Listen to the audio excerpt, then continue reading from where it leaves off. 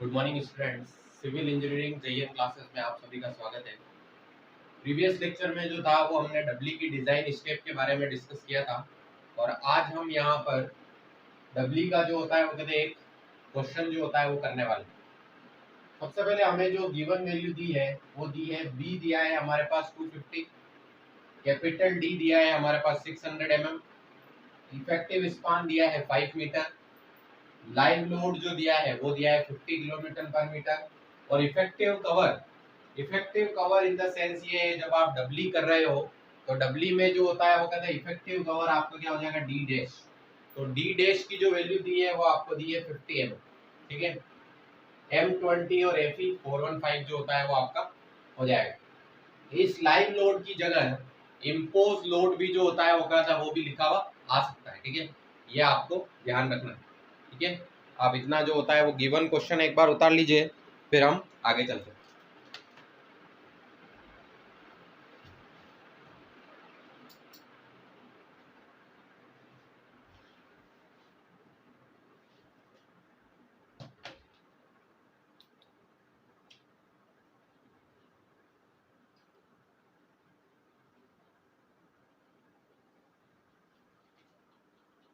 अब देखिए आगे चलते हैं। अकॉर्डिंग टू डिजाइन स्टेप ही हम चलेंगे।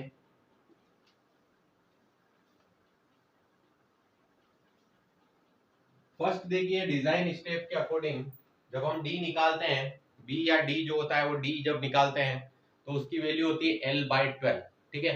बट यहाँ पे देखिए आपको कैपिटल डी जो होता है वो दिया हुआ था 600 mm और बी भी आपको दिया हुआ है तो 230 mm, तो वही चीज अपन हम जो होता है वो यूज कर लेंगे, ठीक है। तो फर्स्ट स्टेप हमारे पास हो जाएगी बी तो हो जाएगा हमारे पास 230 mm, कैपिटल डी जो हो जाएगा वो हमारे पास हो जाएगा 600 mm, 600 mm। स्मॉल डी कैसे निकालते हैं 600 mm माइनस कवर हमारा 20, डाया ऑफ स्टीरप्स 8। अब यहाँ पे देखिए कवर कवर कितना लेते हैं हम 20 लेते हैं, बट अभी क्वेश्चन में कितना गिवन है 50, तो यहाँ पर 50 लेना होगा। -8 और डाया ऑफ बार आपका 25। इसको जो होता है वो कहते हैं यदि हम सोल्व करेंगे हमारे पास वैल्यू जो आएगी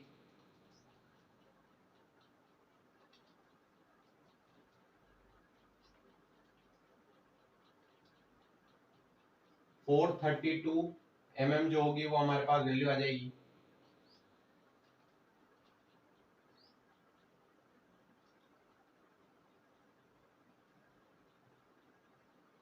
ठीक है, हमारे पास जो वैल्यू आ जाएगी वो आ जाएगी 532 mm जो होगा वो 532 mm जो होगा वो आपका आ जाएगा, ठीक है।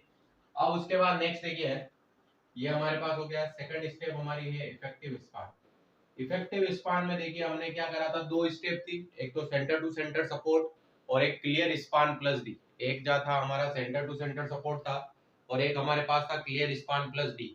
तो हमने क्या करा, अब यहाँ पे देखिए इफेक्टिव स्पान हमें डायरेक्ट गिवन है क्वेश्चन, अगर आप देखेंगे तो इफेक्टिव स्पान डायरेक्ट आपको 5 मीटर दिया हुआ है तो आप डायरेक्ट 5 मीटर यहाँ पे लिख सकते हैं। उन दोनों कंडीशन की आपको जरूरत नहीं।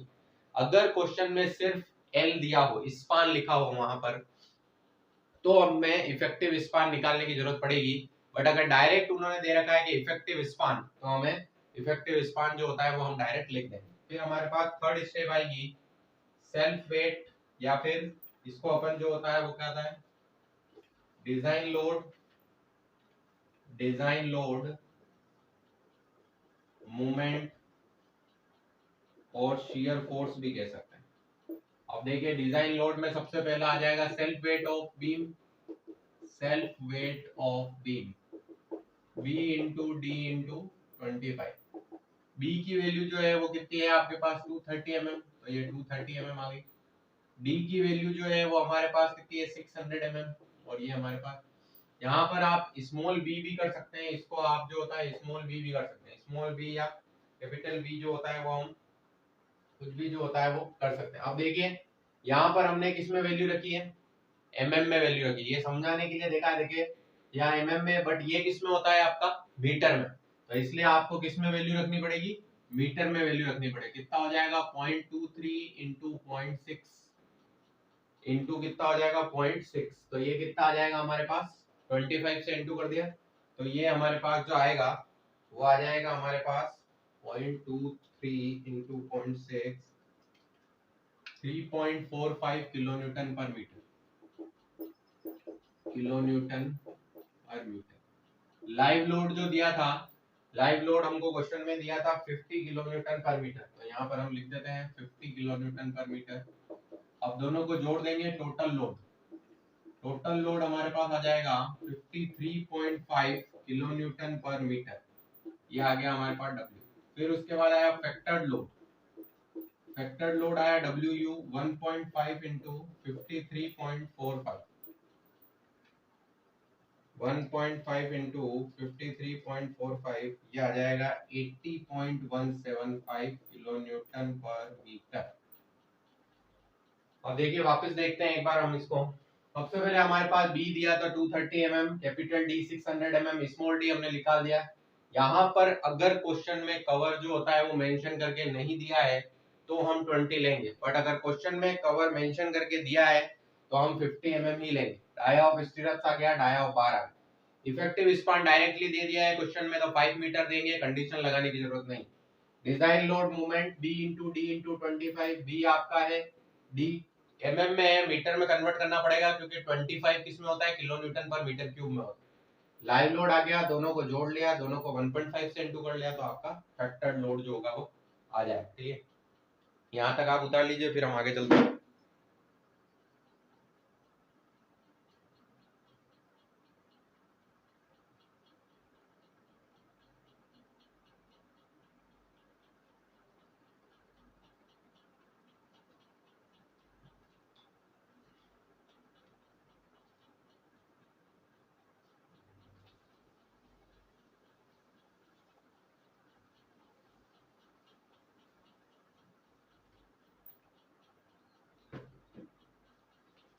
अब उसके बाद नेक्स्ट देखिए, नेक्स्ट आ जाएगा अपना बेंडिंग मोमेंट MU, MU होता है WUL इफेक्टिव का स्क्वायर डिवाइड बाय 8।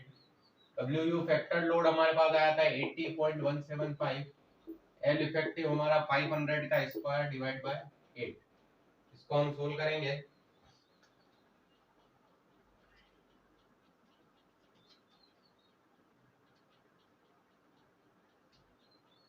ये हमारे पास आएगा 250.54 किलोन्यूटन मीटर। फिर उसके बाद आएगा MU लिमिटिंग 415 की है, ग्रेड तो 0.138 FC के, BD स्क्वायर जो होगा वो हम ले लेंगे।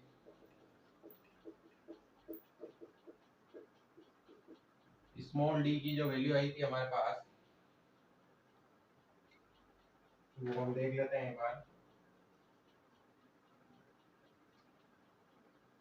532 mm जो आई थी वो आई थी स्मॉल डी की वैल्यू।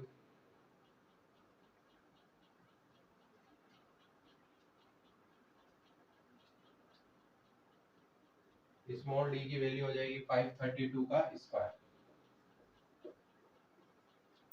अब इसको सोल्व करते हैं।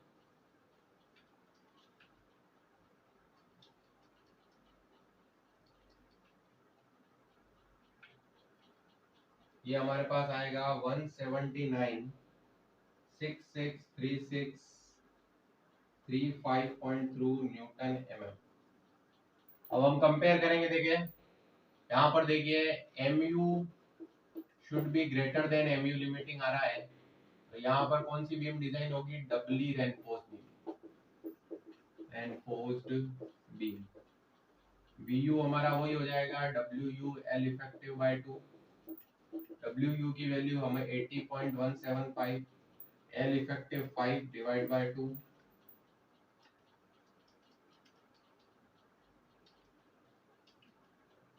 200.4 किलोन्यूटन, सॉरी न्यूटन, किलोन्यूटन ही है, 200.4 किलोन्यूटन जो होगा वो हमारे पास। देखिए वापस देखते हैं एक बार इसको। सबसे पहले हमने क्या करा कि फैक्टर्ड लोड तक निकाल लिया। फैक्टर्ड लोड के बाद MU का फॉर्मूला हम जानते हैं, L effective square divide by 8।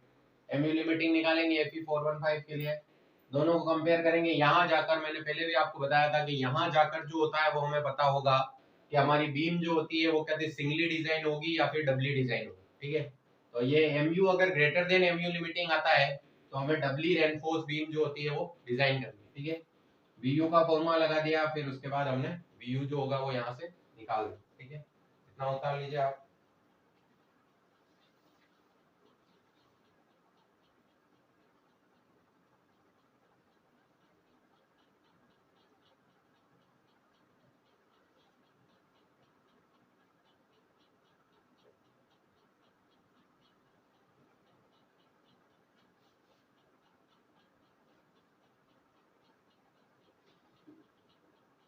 फिर उसके बाद हम देखते हैं area of compression steel. Next step आती है हमारे पास area of compression steel. Area of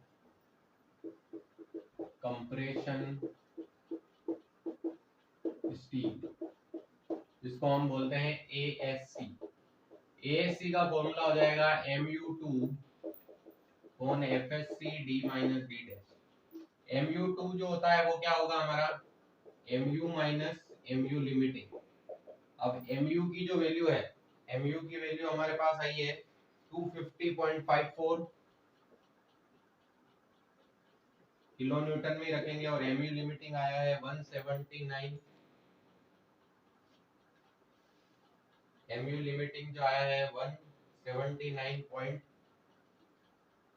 179.1 कर देते हैं। ठीक है, इसको अगर अपन सोल्व करते हैं, एक बार Mu लिमिटिंग और हम देख लेते हैं ताकि हमें कोई गलती ना हो। 179.66 जो होता है वो ले लेते हैं इसको। अब इसमें माइनस करके देखते हैं 250.54 70.88 kilo newton metre, 70.88 kilo newton metre जो होगा वो आपका आ जाएगा। ठीक है, अब यहाँ पे देखिए, अब बात आती है एफएससी की। सबसे पहले हम डी डैश बाय डी निकालेंगे। डी डैश हमारे पास कवर है 50 और डी की वैल्यू है हमारे पास 532। तो 50 अपॉन 532 जो होता है वो हम करते हैं 50 डिवाइड बाय 532 करेंगे तो हमारे पास आएगा 0.09। 0.09 को अप्रोक्स अपन 0.10 लेंगे। तो एक एफएससी की टेबल जब हमने डबली डिस्कस किया था तब हमने एक एफएससी की टेबल जो होती है वो देखी थी कि भाई जब हमारे पास 0.10 आता है और 415 पर जो होती है वो क्या हमें वैल्यू देखनी होती है, तो उस टेबल में 353 न्यूटन पर एमएम स्क्वायर जो होता है वो लिखा है। और ये वैल्यू उस टेबल में से आएगी जो हम डबली रेनफोर्समेंट बीम का जब हमने मोमेंट ऑफ रेजिस्टेंस पढ़ा था उस समय हमने ये लिखा था। ठीक है, अब सारी वैल्यू हम डाल देते हैं इसमें। ASC is equal to Mu2 हमारे पास 70.88 into 10 raised to power 6 divide by 353 D dash D minus दीजिए 532 माइनस 50। अब इसको सोल्व करते हैं हम, देखते हैं क्या आंसर आता है।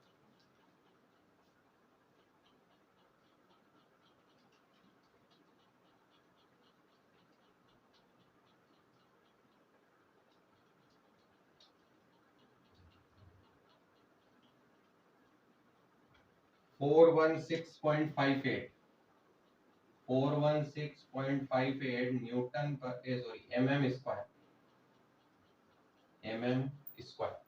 ये हमारे पास किसकी वैल्यू आई है, ASC की जो होती है वो हमारे पास वैल्यू जो होती है। आगे देखिए वापस देखते हैं एक बार। अगर डिजाइन स्टेप आपने सही तरीके से याद की है तो आपको यहाँ पर कोई दिक्कत नहीं आने वाली। बिल्कुल डिजाइन स्टेप के अकॉर्डिंग ही हम चल रहे हैं। Mu2 upon FSC D minus D dash. Mu2 हम कैसे निकालेंगे, Mu माइनस Mu लिमिटिंग, ये हमने निकाल लिया। D डैश बाय D किया 0.09 0.10 ले गए उसको अपन। टेबल में हमने देखा FSC की वैल्यू कितनी थी 353 न्यूटन पर एमएम स्क्वायर, ये हमने बस सारी वैल्यू जो होता है पुट करके ASC की वैल्यू जो होता है वो हम ले आए। आगे चलेंगे, यहां तक एक बार कर लीजिए आप।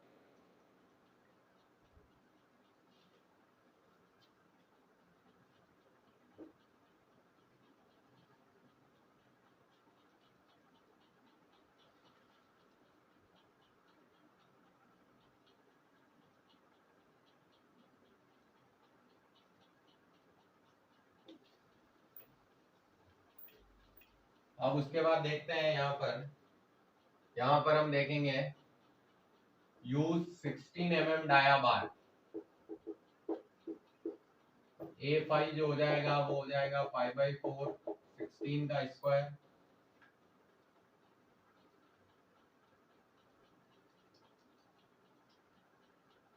200.96 mm square. Number of bar ASC upon A5, ASC आ जाएगा 416.58 200.96।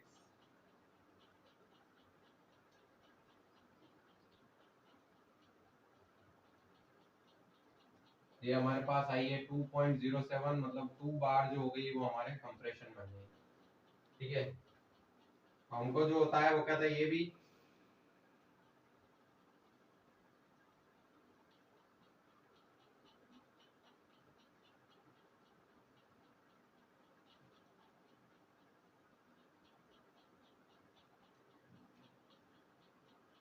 अब यहाँ पर हम देखेंगे यहाँ तक लेने के बाद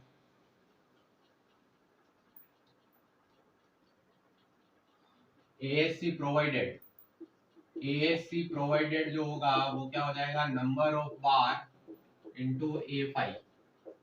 नंबर ऑफ बार कितनी आ रही है 2, और A5 आपके पास आया है 200.96। इसको यदि अपन सोल्व करते हैं तो देखिए 200.96 इंटू 2 ये आता है हमारा 401.92 mm स्क्वायर। देखिए 16 mm डाया बार जो होती है वो हमने मानी। ठीक है, 16, फिर नंबर ऑफ बार का फॉर्मूला ASC अपॉन A5, 2 बार आ गई, और ASC प्रोवाइडेड हमारा ये हो गया एरिया ऑफ कंप्रेशन स्टेज। मतलब 2 बार हो गई, 2 बार हमने जो होती है वो निकाल ली कि हमें कंप्रेशन में कितनी बार देनी है, 2 बार जो होती है वो देनी है। ठीक है, यहाँ तक उतार लीजिए, फिर आगे चलना है।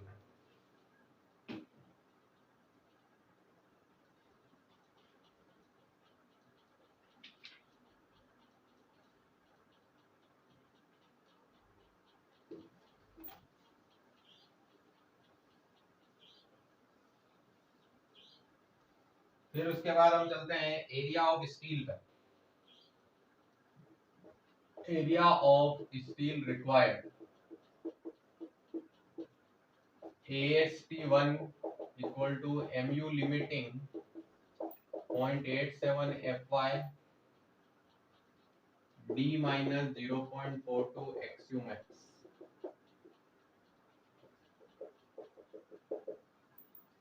AST1 जो हो गया वो ये आ गया है,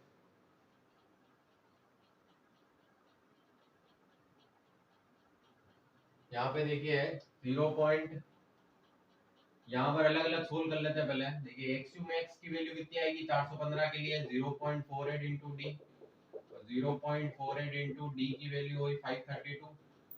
तो इसको हम सोल्व करेंगे तो हमारे पास वैल्यू आएगी 0.48 इंटू 532, ये आ गया हमारे पास 255.36 mm स्क्वायर। ठीक है,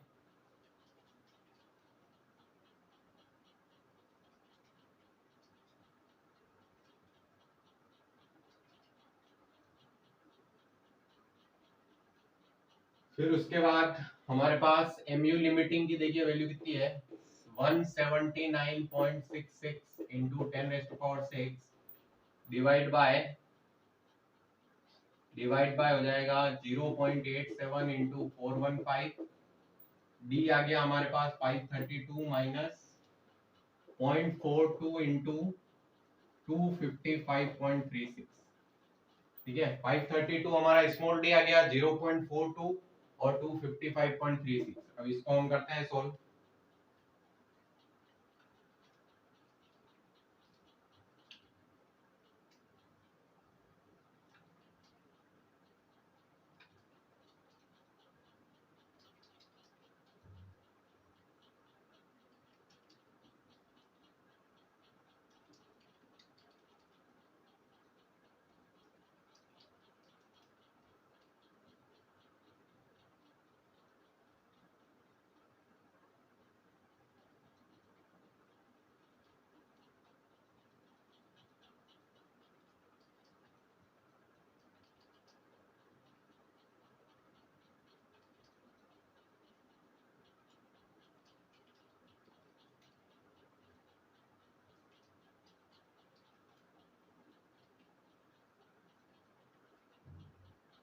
ये हमारे पास आएगा 1171.52 mm²।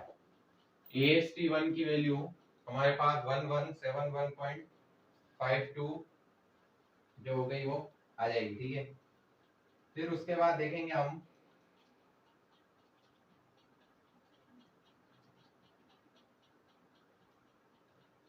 AST2 is equal to आएगा MU2 upon 0.87 FY 0.87 FY D minus D dash.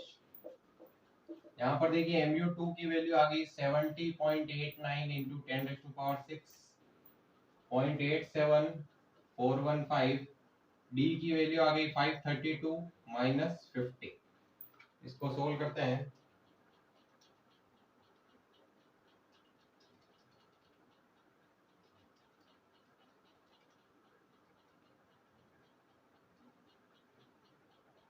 407.35 407.35। देखिए वापस समझते हैं।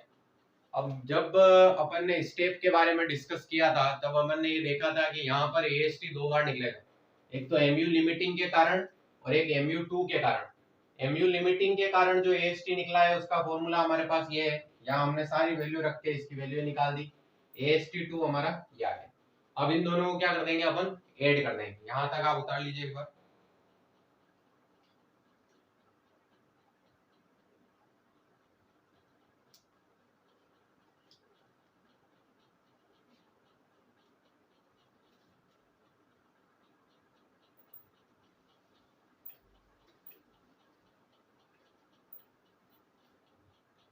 अब देखिए हमारा AST इक्वल टू जो हो जाएगा AST1 प्लस AST2। तो AST1 है 1171.52 प्लस AST2 है 407.35।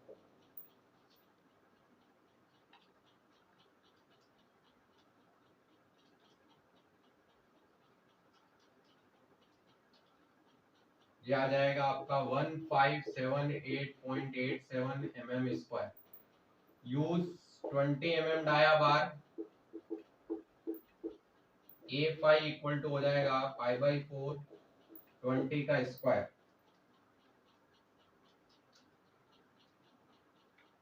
314 आपका ये आ गया। अब उसके बाद देखिए नंबर ऑफ बार निकालनी हमें। नंबर ऑफ बार जो होती है वो निकालनी है, तो number of bar is equal to हो जाएगा AST अपॉन A5। AST हमारे पास आया है 1578.87 डिवाइड बाय 314.87 डिवाइड बाय 314 5.02 मतलब 5 बार जो होती है वो आपके टेंशन में जो होती है वो आ रही, ठीक है। सबसे पहले क्या करेंगे, हमने AST1 और AST2 दोनों निकाल दिए, दोनों को ऐड कर दिया। कितनी mm बार एज्यूम करते हैं हम टेंशन में, 20 mm डाया बार। 20 mm डाया बार एज्यूम कर ली। AST अपॉन A5 से हमने नंबर ऑफ बार। तो इस तरह से हमने देखा कि कंप्रेशन में तो कितनी बार आ रही है, 2 बार आ रही है, और टेंशन में जो होती है वो कितनी बार आ रही है, 5 बार आ रही है। तो आज हमने दोनों का रेनफोर्समेंट जो होता है वो सीखा है। नेक्स्ट वाले लेक्चर में इसको 2 भागों में जो होता है वो हम डिवाइड कर देते हैं, जैसे हमने सिंगली में किया था। नेक्स्ट जो लेक्चर हम करेंगे उसमें हम शियर, डिफ्लेक्शन और इसका रेनफोर्समेंट डिटेल सभी के बारे में जो होता है वो डिस्कस करेंगे। यहाँ तक अगर आप कोई भी दिक्कत होती है तो आप कमेंट सेक्शन में कमेंट करके जो होता है बता सकते हैं। नेक्स्ट लेक्चर में उसके बारे में जो होगा वो बात कर लिया जाएगा। Thank you.